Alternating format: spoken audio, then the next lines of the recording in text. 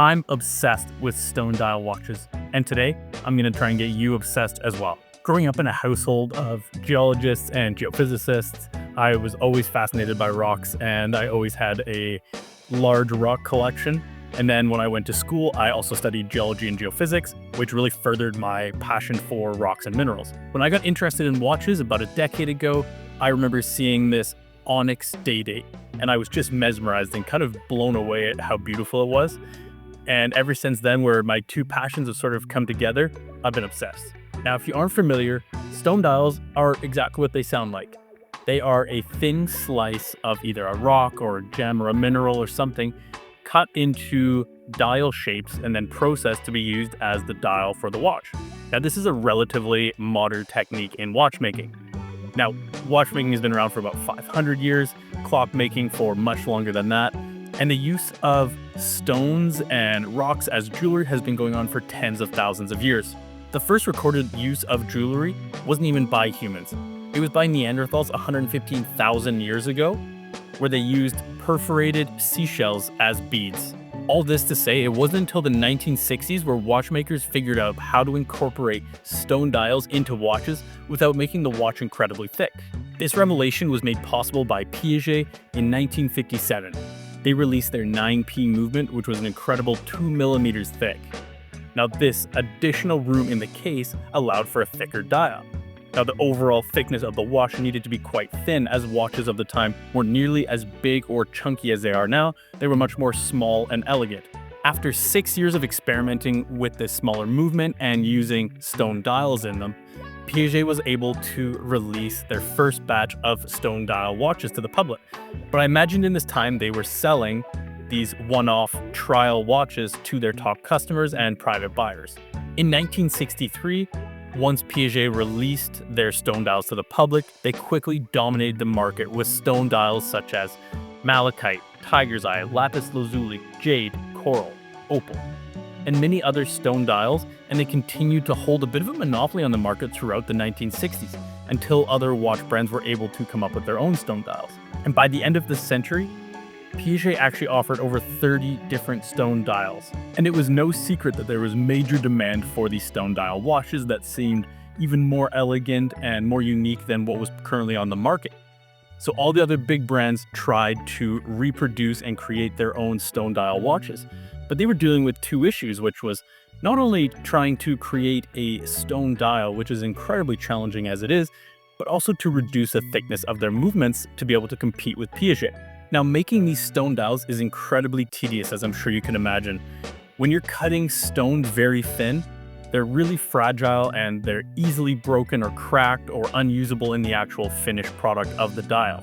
So when manufacturing these stone dials, brands have to factor in how many broken dials it will take in order to get one good dial.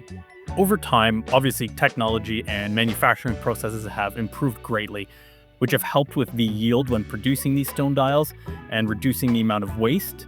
But in the beginning, it was really challenging, and it actually took almost a decade for the other brands to be able to catch up to Piaget.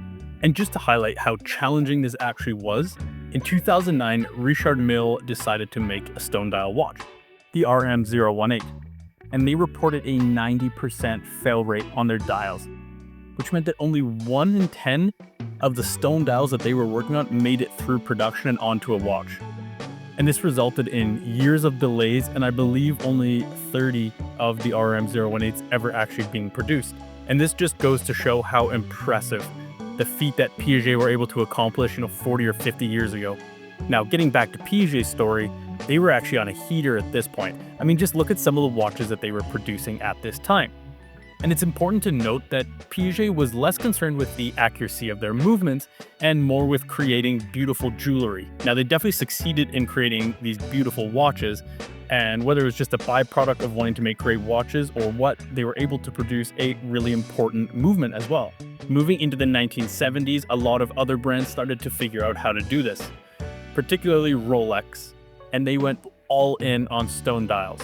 And once Rolex got rolling with their stone dial production, they offered over 100 different configurations of stone dials. And not to say that they had 100 different types of stone dials, this was just configurations of different bezels, different bracelets, different diamond settings, but they had well over 100 different configurations.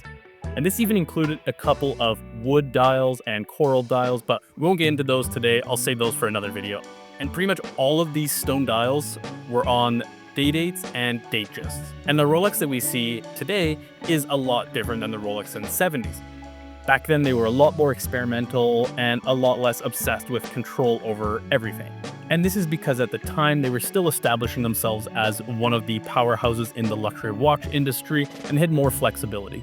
And these watches that Rolex made in the 70s are what I first became aware of over a decade ago and what made me fall in love with stone dial watches. I just think that they're so special. There's something so unique about them. I don't think that we'll ever see Rolex go all in on a trend like this ever again, because they don't need to. Rolex have a great system and it works really well for them, and they don't need to overextend and try to do something crazy like this again to gain market share. They already have them. Looking at some of the examples, you can see the character that these watches have because of these unique stone dials. No two of them are ever the same. And some people don't like that, and some people do like it. And I definitely fall in the camp of liking the uniqueness and knowing that your dial will never be the same as somebody else's. To me, if you're getting a stone dial, you want to embrace the differences that come with these unique stones. Again, this is a one-of-one dial. Nobody will have the same dial as you, and not many people can say that, especially in today's market. Today, Rolex play much more safe, and when they do produce stone dials, they often make them very repeatable. For example, turquoise comes in many different styles and colors and varieties with different inclusions and imperfections, but Rolex tend to pick one very commercially viable option, which is almost artificially looking blue, and it's referred to as plastic blue in the industry because, again, it almost looks plastic and artificial. It's too uniform.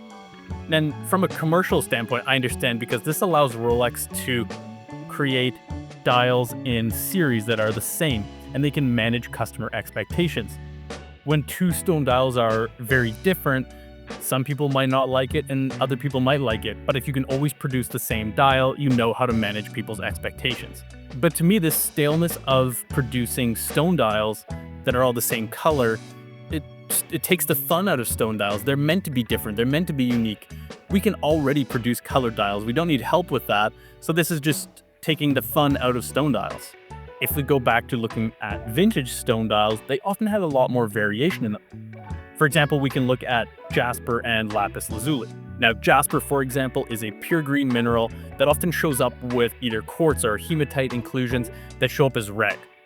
And these inclusions make the stone look very different, often called bloodstone because of these red inclusions in it. But the pure jasper and these other versions of jasper often look entirely different, like they're not even the same stone. From a brand perspective, that's incredibly tough if two of your watches that are both jasper look very, very different. I get it. And lapis lazuli is quite similar. It's very blue on its own, but often you can find it with pyrite or fool's gold inclusions that tend to make it look very different. And if you have enough of them, it sort of looks like a starry night, which is actually used in some dials to represent a starry night. And as you can imagine, this is a very sought after form of lapis lazuli. Now, my personal favorite, which isn't the most rare or expensive or sought after, is malachite.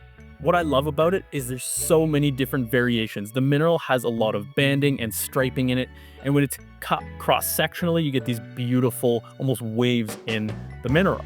And this means that you can get a lot of variety and a lot of beautiful patterns that are just occurring naturally in the mineral. I also love green, so that's probably why I like it more than some of the other stone dials. Now, getting back to our timeline, after the roaring success of Swiss mechanical watches in the 60s and 70s, the 80s brought about the quartz crisis. And as I've talked about in a previous video, this forced all of the luxury watch manufacturers to predominantly make steel sports watches just to survive. It was a really harsh industry at the time, and making stone dials just wasn't really in the cards. So stone dials mostly died out during this period, except for a few exceptions. And as the industry began to recover in the 90s and early 2000s, we slowly saw stone dials starting to come back into production. Now, Rolex is never one to really follow trends or, go with the rest of the industry. So They were really quick to get back to making these stone dials in the 90s and 2000s, and there's some really, really great examples of day-dates and date-justs and even some Daytonas with stone dials from this period. And now Rolex were starting to push the boundary a bit and try and work with other stones.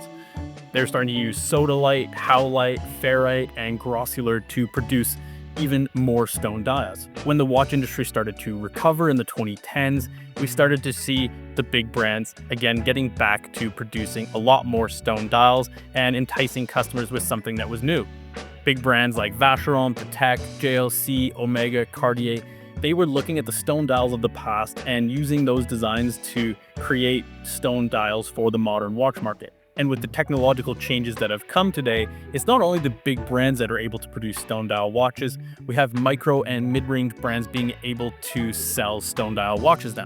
Brands like Baltic and Belova are making modern designs with affordable stone dials, and newer brands like Bergeron and Dennison are making incredible vintage-inspired stone dials with just amazing craftsmanship. But with the democratization of the ability to use stone dials, how do the luxury brands sort of continue to be more luxurious than the other brands? Firstly, the quality of stone dials on an entry-level brand to a high-end brand is visually different, and you can see it very quickly just looking at an example here. Secondly, big brands are pairing stone dials with gem settings, whether that's in the bezel or in the dial or even the bracelet, but they're using these gem settings to further the idea that stone dials are exclusive and rare. And thirdly, brands with the know-how and the ability to produce true art in their dials are utilizing stones in much different ways than just cutting them. They're creating artwork with them. For example, Vacheron with their Métier d'Art tribute, they often use a technique called stone marquetry.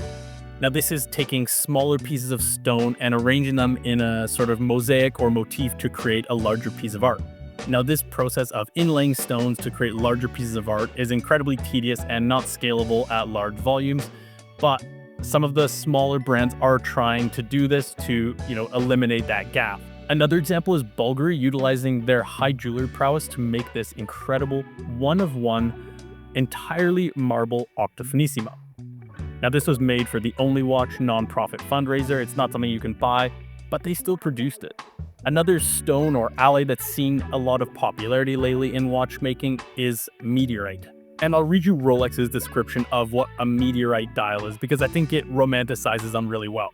The meteorite comes from the heart of an asteroid or possibly even a planet that has exploded, propelling material across the solar system until chance brings it into our planet's orbit and gravity pulls it to Earth. Pretty cool when you read it like that. Rolex sure know how to do some marketing. But it is kind of mind-boggling to think that you can wear a piece of a star or another planet or something on your wrist. Now, I've had the privilege of wearing one of these meteorite dials. It was on a platinum day date, and it was just incredible. It was magic to see. And like most dials, seeing pictures of it doesn't quite do it justice. You need to see them in person and how the light reacts with the dial. It's entirely different. Especially on this meteorite, the way that the light kind of plays with those interwoven crystals was really, really cool. It was also incredibly heavy. And now it's not just Rolex that offer meteorite dials. We're even seeing entry-level brands offer meteorite dials and meteorite bezels and all sorts of things. And that begs the question, what is Rolex and these other luxury brands that offer meteorite dials going to do to make their meteorite dials more special than the entry-level brands? All this to say that if you're like me and you like rocks and minerals, or you just like the stone dials, there's never been a better time to be interested in stone dials. There's so many different options available, from very affordable to very unaffordable and completely unattainable, and everything in between. I did want to get into some more specifics of different examples and different stones, but this video is already getting pretty long, so I think I'll save that for another one. If you're interested in seeing more on unique dials like stone or coral or even wood dials, then like this video and I'll get working on part 2. Thanks for watching, and I'll see you in the next one.